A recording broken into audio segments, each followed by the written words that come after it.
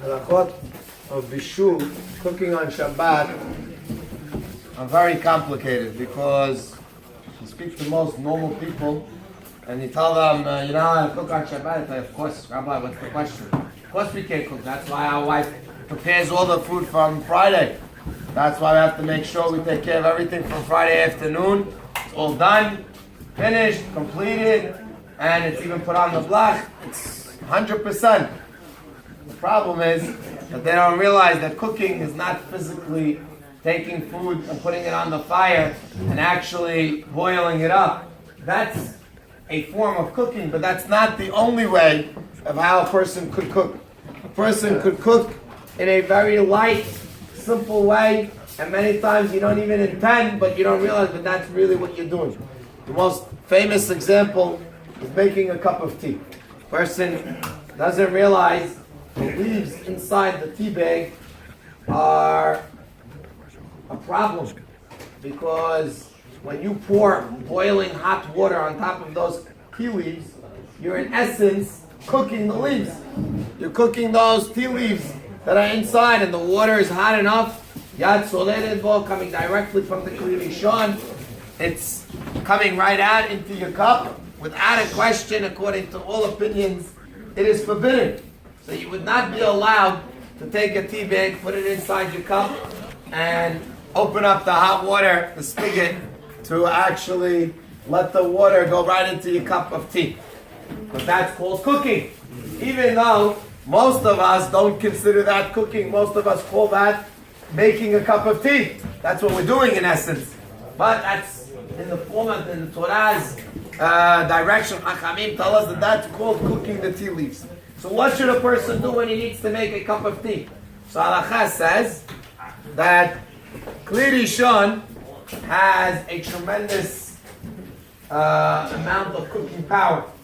Once it is transferred from one keli to the next, from one vessel to the next, it now goes down to a lower level. So now it goes into your first cup, and then it goes into the second cup. The second cup is considered Kli Shelishi.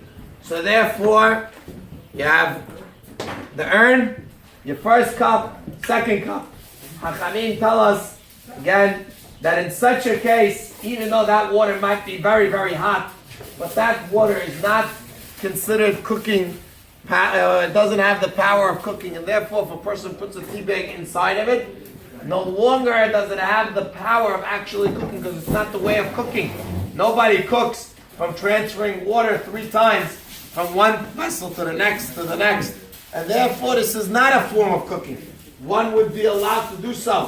One would be allowed again to take a cup of water, take it from the urn, put it inside your first cup, and that cup is called Keli Sheni, and now you pour it into the second cup, now it's Keli Shelishi.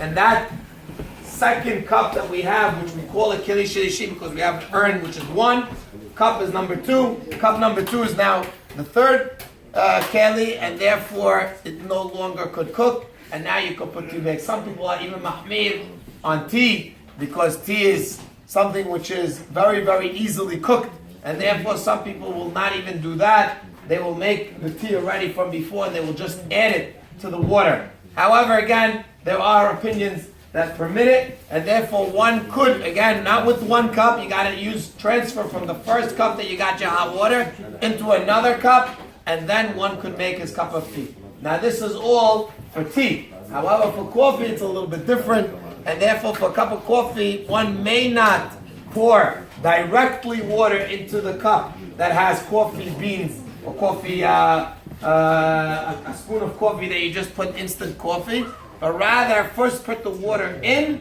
and then you can put the coffee on top. You don't need to transfer the cup into another cup. The first cup that you took out of your urn, after you put already the water inside your cup, one may put coffee inside, and it's not considered cooking. It's not a problem.